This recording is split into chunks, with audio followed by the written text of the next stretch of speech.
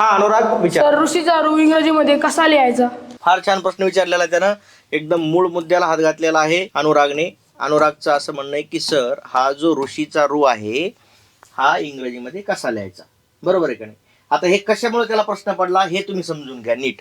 समजा एखाद्याचं नाव कृष्ण असलं तर त्याला इंग्रजीमध्ये लिहिताना बरेच जण अशी स्पेलिंग लिहितात पहा. KRISHNA कृष्णा अशी स्पेलिंग लिहितात. बरोबर आहे का नाही. मग आता कृष्णा अशी स्पेलिंग लिहायची इंग्रजीमध्ये आणि मराठीमध्ये वाचताना कसं वाचायचं कृष्ण. कृष्ण म्हणजे काय सावळा. बरोबर आहे. मग आता याचा उच्चार ऋषीच्या रू सारखा करायला पाहिजे.